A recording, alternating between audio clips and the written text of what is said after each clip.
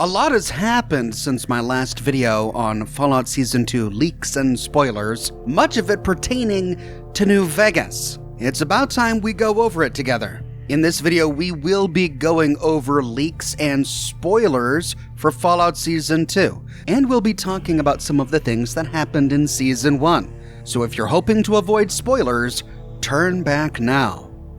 This year's Season 2 leaks have been plastered all over social media from dozens of people who took photographs, filmed video of sets under construction. We have so many pictures and video that I couldn't use them all in this video. I'll credit the author of each piece of content in the video, and I've compiled a full list of the original sources in the description below.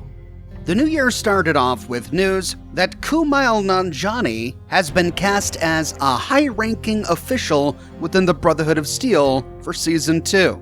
This came from the newsletter of Hollywood insider Jeff Snyder and was retweeted by the Game Awards. Kumail is an actor and comedian who's been in a ton of things, ranging from Saturday Night Live and The Colbert Report to Key and Peele, Bob's Burgers, The Simpsons, The Boys, Obi-Wan Kenobi, and films including Stuber and The Eternals. An interesting casting choice for a member of the Brotherhood of Steel. I'll be curious to see exactly how that plays out. And shortly thereafter, we began to find photographs of a parking lot in North Hollywood filling up with a bunch of rusted classic cars. There were buses, trailers, but more importantly for our concerns, a Nuka-Cola machine. Then posters began to appear nearby, including one for Rita's Cafe, which fans of Fallout New Vegas will recognize from a loading screen of Fallout New Vegas, and billboards promoting the Atomic Wrangler. The Atomic Wrangler, of course, being one of the casinos in Freeside, just outside the Vegas Strip.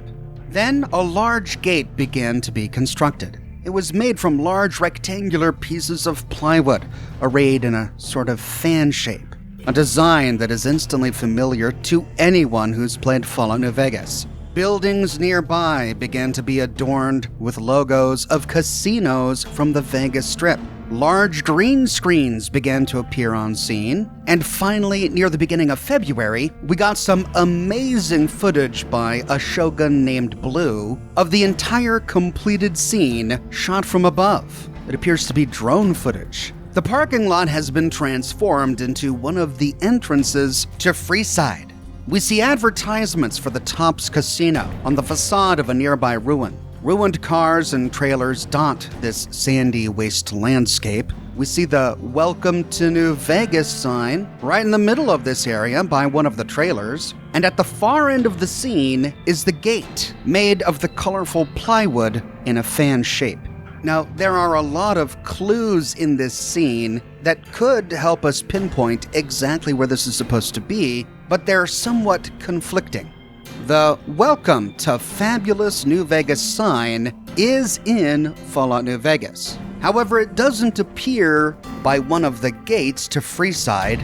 Instead, it appears along the southern wall to Freeside, right next to a Poseidon Energy ruined gas station.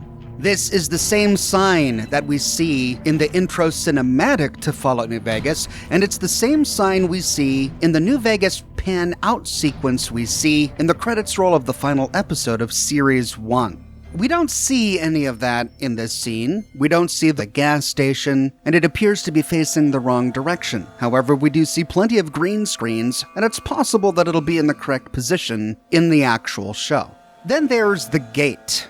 There are 3 gates in New Vegas that have a very similar shape. The 2 gates to Freeside, and then the north gate to the Strip.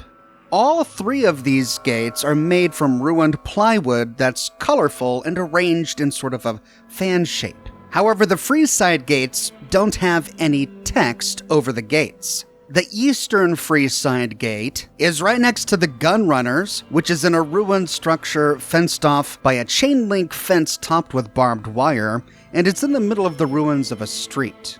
The northern Freeside gate is directly beneath an overpass. On top of the overpass is a large metal sculpture that reads Freeside with an arrow pointing at the gate, and it's right next to a wall made from ruined pre-war signs.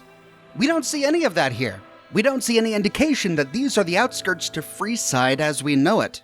Additionally, if we zoom in on the finished gate, it actually reads, "Welcome to the Strip." But we know that there's only one gate that says "Welcome to the Strip," and it's the gate that separates the Strip from Freeside, but we know what that gate looks like. It's not in the middle of a sandy parking lot, it's in the middle of a street surrounded by ruined buildings. It's guarded by Securitrons and has a number of elevated platforms surrounding it. Again, none of that is here. So it's difficult to place this scene. This doesn't look anything like any of the locations where the gate would be. There's no gunrunners, no crimson caravan, there's no freeway overpass, or a large metal piece of artwork pointing to Freeside. It looks completely different. That said, we're only looking at a portion of what we'll actually see in the show. They'll likely fill in many of the details with the green screens. This scene makes me wonder if maybe they're just skipping Freeside entirely. After all, if the destination is the Strip, and we find them here at a gate to Freeside, they pass by quite a lot before they get to the gate to the Strip. The Kings, the old Mormon Fort, Mick and Ralph's, the Silver Rush, the Atomic Wrangler. I don't know if it's going to make sense within the plot for them to stop and visit each one of those locations, so it may just be that they skip all of that and go straight to the Strip in the story. Though it's clear that they haven't completely forgotten Freeside, as we saw that billboard advertising the Atomic Wrangler.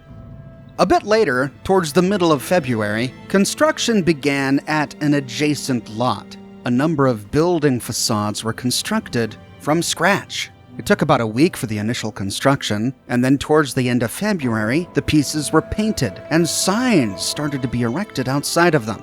A gate appeared nearby, and the lettering is now very clear. "Welcome to the Strip," emblazoned in neon upon it. And once the other signs were complete, it became clear what we were looking at. It's a recreation of the Strip. Every hotel from the Strip is represented. The Lucky 38, of course. Gomorrah, the Ultralux, even Vault 21. The Tops is really baffling me because it looks like it's in a Spirit Halloween shop. It doesn't look like the Tops Casino at all. In the game, the Tops Casino is a very unique building. It's reminiscent of a spacecraft, a flying saucer, with a big ring of neon lights that flicker. And the building itself is saucer-shaped. But if this footage is any indication, the Tops Casino is, well, it's going to look like a big box store. Even in the pan-out footage at the end of Season 1, we don't really get a good glimpse of the exterior of the Tops Casino. But the signage outside the Tops Casino looks exactly like it does in the game. They recreated this perfectly. And the sign at this point in the story reads, "Tops All You Can Eat, Prime Rib Buffet." But the other casinos represented here look amazing. They recreated the sign for the Lucky 38 perfectly. Every detail is on point. The exterior of the Lucky 38 looks exactly the same as it does in the game. And when lit up at night, the casino looks phenomenal. We get a clue as to the Lucky 38's potential role in Season 2 by reading the sign just outside. At this point in its construction, the sign read, "Welcome to the American Economic Forum, brought to you by Robco." Of course, it makes perfect sense why Robco would be hosting something like this at the Lucky 38, because the Lucky 38 was owned by Robert House, the CEO of Robco. But why the American Economic Forum? What game was Robert House playing here? The Gomorrah Hotel and Casino also looks stunning, though it doesn't quite match what we see in the games. In the game, the Gomorrah Hotel has these large neon signs that form the silhouette of naked ladies, and we've got big flames coming out of the neon Gomorrah sign. We don't see any of that here, but of course all of that could be filled in later in post-production. Perhaps signage that large and spanning so much of the exterior was just impractical to build. The colors and styling are pretty on point, as are the Gomorrah logos. The show appears to have given the Gomorrah a bit of an Egyptian style. We see golden statues just outside, and even though the Gomorrah sign in the game is blank, at this point in Gomorrah's history, the sign reads, 62 royals paid in 1 month. Did you get yours? Only bingo on the Strip. Brimstone, 2 shows a night in the Casino Theater. Bikini bull riding, nightly, 8:15 p.m. to 12 midnight. 10 times odds are back on craps. Join our slot club. Interesting that they would misspell the word night here twice. As for the Ultralux, I didn't find a lot of shots of it after it was completed. I found plenty of it in construction, but only a few that showed it completed. From what we see, the Ultralux looks good, but a lot smaller than it did in Fallout New Vegas. In Fallout New Vegas, we find a huge fountain outside the Ultralux and a large marble staircase leading up to the front doors, which open up into a huge U-shaped hotel that's one of the tallest structures in New Vegas. They did a good job mimicking the entryway with this sort of triangular canopy on top and the large metal doors. They even got the Ultralux sign in the right spot, yet it all looks very small compared to its scale in the game. Of course, we can't expect them to recreate the entire hotel, so it's quite possible that they're just using this for a few important close-up shots, and then they'll complete the rest of the hotel using CGI and green screens later. They even include Vault 21 here. The actual structure of the Vault 21 Hotel and Casino is extremely small, because the majority of it is underground.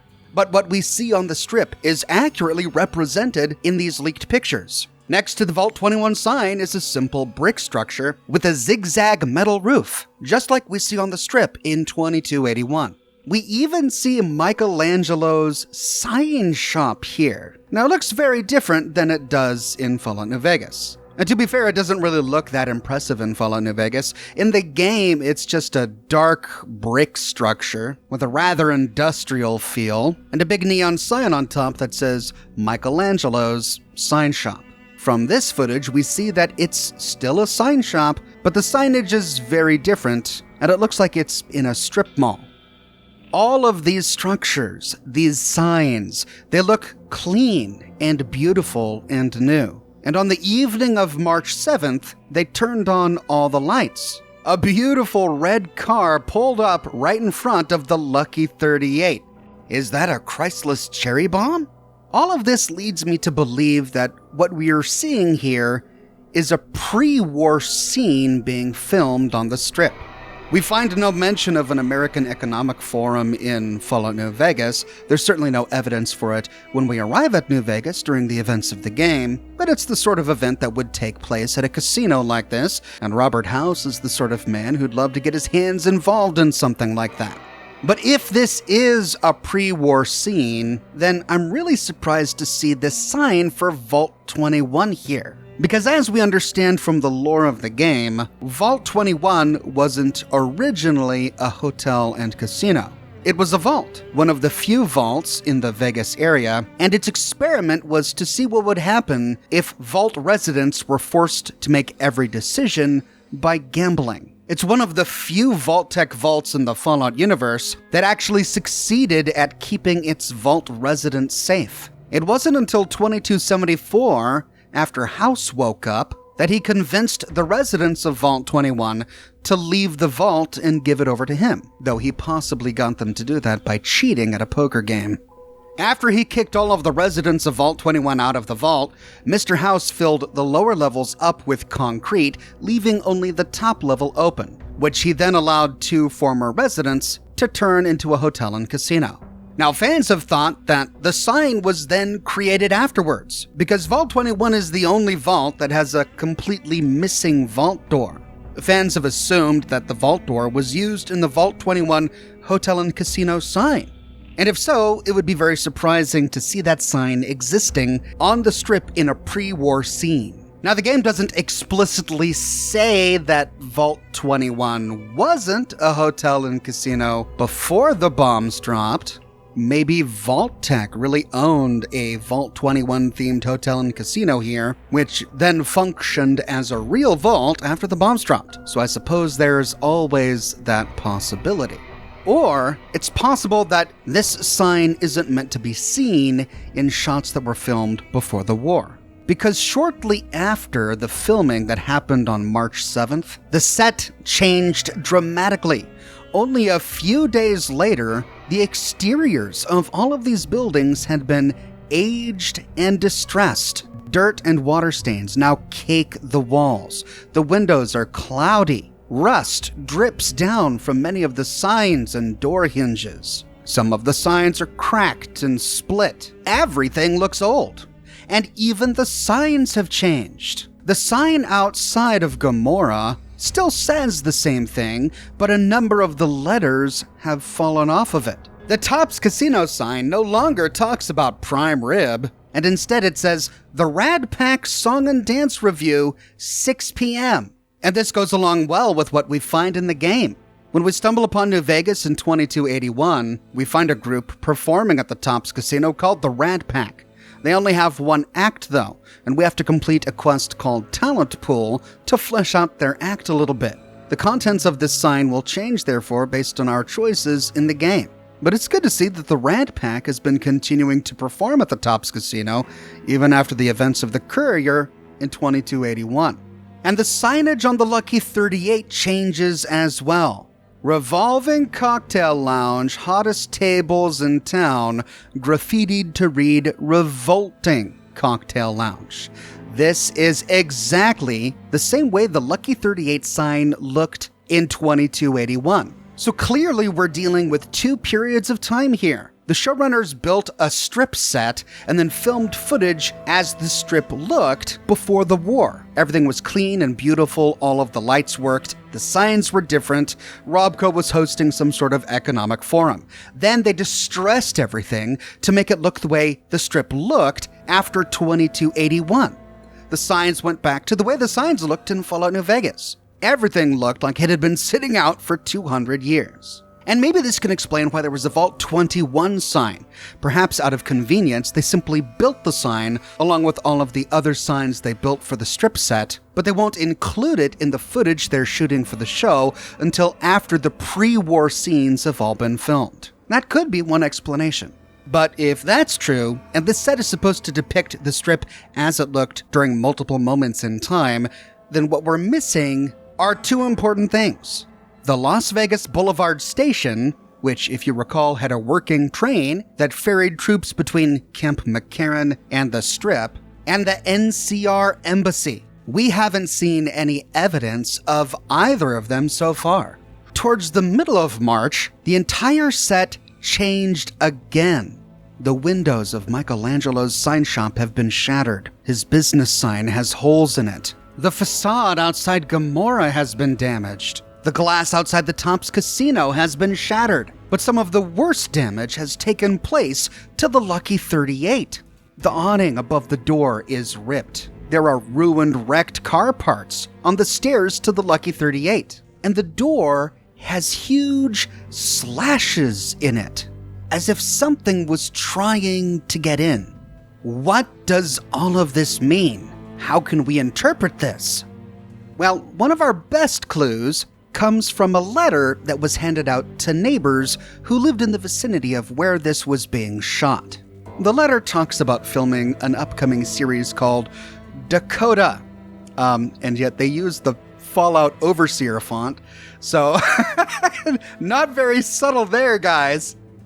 But the paper reads as follows. They're going to be filming on Friday, March 14th, 3 p.m. to 7 a.m. They'll be filming overnight.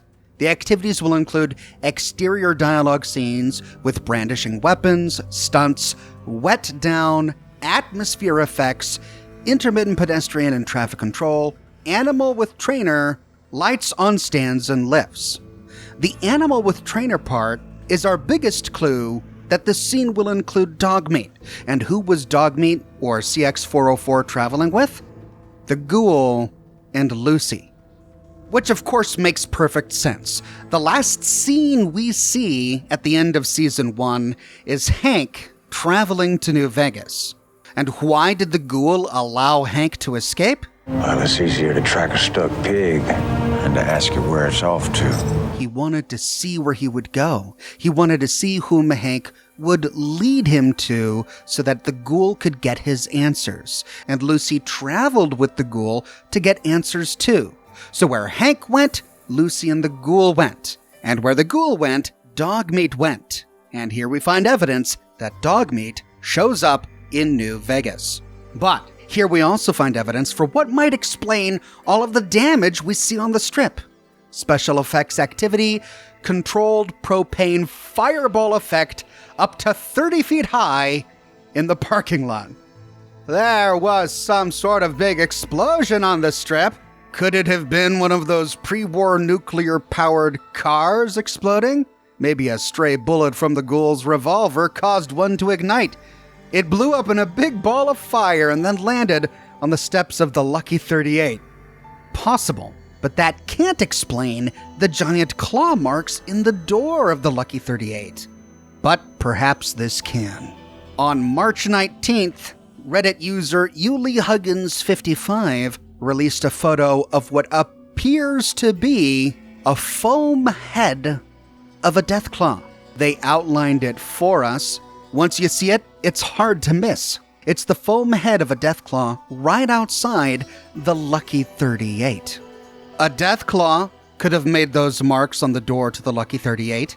And what do we see when we take a look at the zoom-out credit sequence at the end of the last episode in Season 1? We see the skeleton of a deathclaw lying in the middle of the street. We see skeletons wearing helmets emblazoned with NCR. We see the ruins of an NCR vertibird. We see the streets strewn with houses Securitrons where they lie in ruin. And in some of the leaked photographs, we find Securitron wreckages by the Vegas gate. We were already told at the end of Season 1 that something horrible happened inside New Vegas. And the footage that we're now starting to see from the set confirms that. I wonder if the scene we see at the end of Season 1 is the way that Hank, Lucy, and the ghoul found New Vegas, or if that's how they leave New Vegas. Because from these leaked photographs, we see 3 stages of New Vegas. Pristine, beautiful before the war, aged, weathered after the war, and then clawed up, broken, and destroyed. Did they actually film part of the show in the streets of New Vegas when it was just aged and 200 years old? Or did they only age and weather it as a precursor to adding all of the destruction? And we never get to spend any actual time there during the show before it gets completely destroyed. While gathering all of these leaks to produce this video, I saw comment after comment from people who were anxious and disappointed at the thought of Vegas being completely destroyed by the show. After what the show did to Shady Sands? After what the show might have done to the NCR? Did they do that to New Vegas as well? Is the show just destroying everything that it finds in the Fallout universe? Maybe. But listen to what director Jonathan Nolan said in his acceptance speech when Fallout won the Best Adaptation at the Game Awards in 2024. I want to thank the fans of Fallout New Vegas for not burning my house to the ground. You'll be very happy you didn't. I love Todd's face when John said that. It was the face of someone who knows exactly what Jonathan's talking about because he's experienced that kind of passion for his work for a very, very long time. Well, we are so blessed with the best fans there are. Thank you all for supporting everything we do. Thank you. But this tells us that they're extremely aware of how important New Vegas is to the fans. He knows that many Fallout fans were distressed to see New Vegas in a state of turmoil at the end of Season 1, but he's promising us that Season 2 will make it worth it. He could be lying, but I'm hoping that he's telling the truth. After all, nothing from these leaked images tell us that the strip is completely deserted, or that House has been killed, or that the casinos are empty. All it's telling us is that a battle happened here. We don't know when the battle took place. We don't know who won or lost, or if the strip ever recovered from it. All we know is that a battle happened here, and it involved a fireball and a deathclaw. I walked away from Season 1 loving 98% of it. I was disappointed with what they did to Shady Sands. I was disappointed with what they did to the NCR, though it's possible I think that they might clarify what they did to the NCR during Season 2. I'm excited that we get to visit New Vegas in the flesh, so to speak. And I'm thrilled with the attention to detail that they gave to the signs and the facades and the exteriors. I'm okay with the idea that something dramatic and even violent happened in the streets of New Vegas. I'm just hoping that they don't completely destroy it. But what are you hoping for? What do you think, having seen these sets? Are you filled with excitement or dread? Or maybe a little of both? Let me know in the comments below. I publish new Fallout videos each and every week on my channel, so if you don't want to miss my next one, be sure to subscribe and to click that bell notification button. If you want to support me, you can become a patron on Patreon, a member here on YouTube, or you can buy my plush and any of my other merchandise. But more than anything, I'm just so glad you're here watching this video with me today. Thanks again for watching, and I'll see you soon with more Fallout videos.